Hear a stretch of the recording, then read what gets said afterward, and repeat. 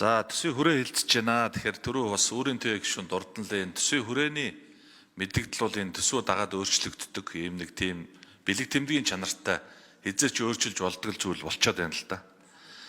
Алдагдaltaгүй төсвөөд саяхан бид нар ЭГГМ гээд алгаа ташаал алдагдaltaгүй баталж болдсон юм байна. Үүнээс хойш алдагдaltaгүй явъя гээд 26 оны төсвийн хүрээний мэдээлэл миний санаж байгаагаар алдагдaltaгүй байхаар л явж ирсэн.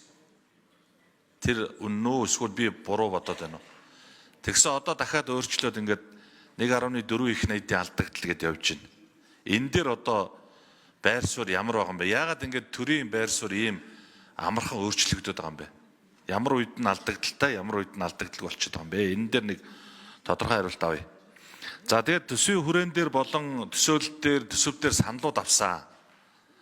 За хэр туссан юм бол доо би бол эргэлзэж байгаа. Санал авлаа, хаалаа нөгөөдөр нь өргөө барьж явах жишээд. Төрийн байгууллагуудаар кампанит ажил явж ил саналаа өгөөрөө тэр хүмүүс санал өгж тоогоо нэмэгдүүлэрэ гэдэг. Тэгэхээр энэ нэг жоохон үр дүнгүй ажил болчих юм шүү дээ. Бид нар бас 15 хоногийн өмнө ороод нэг хилцүүлэг нэмээд ингэ явж байгаа энэ ажил маань үр дүнтэй болоосоо гэж. За дараагаар нь энэ тэтгэвэр дээр сая орон нутагт тойргоор ажилласан энэ Ахмад болгон дуурж илээ шүү. Тэтгэвэр нэм гэж. Сая 500 гэжэлээ. Одоо би нэртэй хэлж чад. Сая 500-аар биш. Саяар ядаж нэмчээч гээд. Сая их хурлын дэд дарга бүрөвдөрж дарга үгүй ядаж та нар тэр 10% руугаа гээд. Авбакир сайд 10%-аар саналаа өгсөн юм байна. Хуйлттай юм байна. Энийг ядаж нэмчмээр байна. Тэр тэтгэврээр авч чаддаг юм гэдэг бол бүр маш багассан байх шүү. Юмны үн айгүй өндөр байна.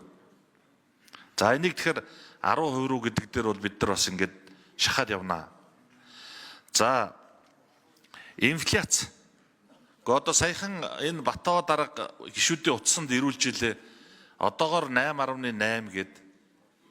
Тэгээд эн чинь одоо 6-аар нэмнэ гээд ингээд энэ тоонууд чи яагаад энэ бүхэл бүтэн 2-3%-аар ингээд зөрөөд байгаа юм бэ? Бусад энэ урсгал зардал мардлуудаа танаад энэ ахмадуудтай хэдүүлээ нэг тэртээ амьдрал нь өрөхгүй байгаа тэтгэвэр дээр нь асуудлыг яриул яасан юм бэ гэж. За нөгөө муу хэлээд байгаа нөгөө China Energy одоо орхосоор яах вэ? 85 саяыг олборлон дээр нь нөгөө нэг China Energy-ийн 5-ыг нэмхийг оруулсан л байна. Эргээ тооцсон байна. Тэгэл одоо нөгөө муул бол арай авахоо гэдэг шиг дэлгэр сайхан сайд бид тэд рүү ингээд дайраад. Энэ 5 сая чинь нэмэхэд төмөр замын хил холболт чухал шүү. Дэлгэр сайхан сайдын ажлыг хийлгэмээр байна. 1 минутаар нэмээд авч. Тэгжээж энэ 5 сая чинь нэмэгдэн шүү. Манай автовер бүр чардаага чинээндээ тулцсан гаргахад 83 сая тонн байсан.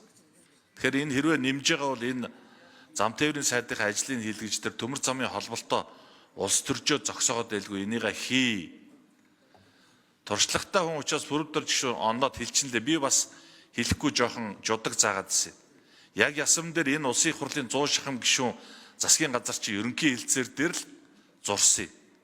Тэр доллар моллор мэдхгүй хэдээр өгж байгаа энэ төр чин тэр Эрдэнэс Монгол Эрдэнэс 5 толгойдор л явдаг шүү дээ. Энийг одоо бас хэлэхгүй л байсан. Тэгээд ингээд шахацгаагаад улс төржөөд ахаар чинь хэлж байгаа. Дээр нь төсөв дээр энэ ажил дээр эрдэс соёлын салбар дээр хамгийн бага төсөв. Морин тэрэгэн дээр бүгдээрээ гараа суудсан морио дашуурдаад байдаг. 70 эдхэн тэрүүн төгрөгтэй улсын төсвийн 30%, экспортын 90 гаруй хувийг олж ирэл гэдэг.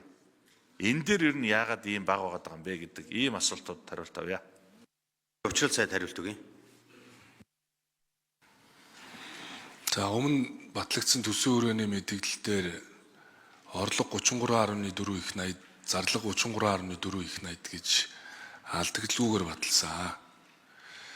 Тухайн үед эдийн засгийн нөхцөл байдал бол өөр байсан. Өнөөдөр бол тодорхой бус байдал индекс бол түүхэн дээд түвшиндээ хүрлээ. Тооцож болзошгүй ийм асуудлууд бол үүсэж байна. Эдийн засаг гадаад нөхцөл бол тухайн үед сайн байсан. Сүүлийн саруудад бол дотоод нөхцөл байдал хийсэн юм идэвхгүй байдалд орж байгаа. Тэгэхээр ийм тохиолдолд бол бид нар бол нөгөө мөчлөг сүрсэн бодлого хэрэгжүүлэхээс өөр замгүй. Тэгэхээр төсвийг ер нь алдагдaltaа батална гэдэг бол өөрөө бид зөв үедээ зөв бодлого хэрэгжүүлж чадаагүй болохоос биш төсөв дээр тодорхой алдагдaltaа байлгах нь бол Ер нь эдийн засгийг тогтворжуулахад хэрэгэлдэг бас нэг юм эдийн засгийн тохируулга. Нэгсэндээ төсвийг тэнцлийг алдагдaltaа байлгах, ашигтай байлгахыг тохируулахдаа тэр эдийн засгийн мөчлөг хаана байгаа вэ гэдгээс нь одоо хамааруулж тодорхойлдог. Жишээ нь одоо нөгөө мөчлөгийн output gap гэж нэрлэдэг. Одоо ер нь нөгөө потенциал түвшин гүйцэтгэл хоёрын хоорондын харилцаанаас хамааруулна. Тэгэхээр энэ юу вэ гэхээр одооний энэ output gap буюу потенциал түвшин, зорилт түвшин эдгээрийн харьцаа бол нэг тэг хэмжээнд очиод байна л да.